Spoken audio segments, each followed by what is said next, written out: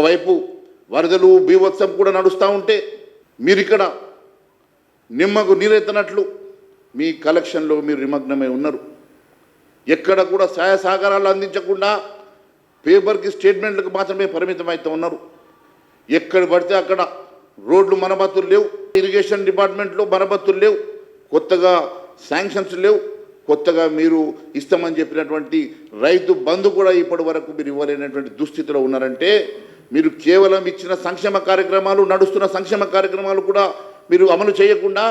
కొత్త మీరు ఇచ్చినటువంటి హామీలు అమలు చేయకుండా కేవలం ఈ రాష్ట్రంలో మీరు ఇంప్లిమెంట్ చేసేటువంటి ట్యాక్సులను వసూలు కోసమే ఈ తెలంగాణ రాష్ట్రంలో విచ్చలవిడిగా నడుస్తుందని తెలియజేస్తున్నాను. మిత్రమా, నిజంగా మీకు సోయుంటే,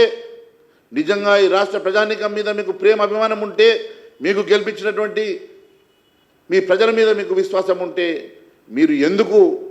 రైతు బంధు కానీ ఇచ్చినటువంటి హామీలు నెరవేరుస్తలేరో, ఏఐసిసి ఇచ్చినటువంటి మేనిఫెస్టోను ఆర్ఆర్ కాంగ్రెస్ ఎందుకు ముందుకు తీసుకెళ్తలేదో చెప్పాల్సినటువంటి అవసరం ఉందని చెప్పి నేను అడుగుతా ఉన్నాను. అంతేకాదు, గతంలో కేసీఆర్ చేసినటువంటి తప్పిదాలు, గతంలో కేసీఆర్ ఏ రకంగానైతే ఎమ్మెల్యేలను ఫిరాయింపు చేసి ఈ రాష్ట్రంలో కొత్త ఒరవడి తీసుకొచ్చి ఇతర పార్టీలకు గెలిచినటువంటి ఎమ్మెల్యే శ్రీనివాస్ యాదవ్ లాంటి వాళ్ళని మంత్రి చేసేసి ఎంత విచక్షణ రహితంగా ఈ రాష్ట్రంలో ప్రజాస్వామ్యాన్ని కూలీ చేసినరో అదే బాటలో ఈరోజు రేవంత్ రెడ్డి గారు కూడా నడుస్తున్నారనే దానికి ఈరోజు ఫిరాయింపుదారుడికి మీరు పిఎస్సి చైర్మన్ ఇవ్వడమే నిదర్శనం అని చెప్పి నేను తెలియజేస్తా ఉన్నాను. కేవలం ఈ రాష్ట్రంలో ట్యాక్సుల రాజ్యం తప్ప ప్రజారాజ్యం ఎక్కడ అవపడతలేదని చెప్పి నేను చాలా స్పష్టంగా తెలియజేస్తా ఉన్నాను. చివరకు ఈరోజు ఏఐసిసికి వీళ్ళకి మధ్యలో వచ్చినటువంటి గ్యాప్ చూస్తూ ఉంటే పిసిసి అధ్యక్షుడు కూడా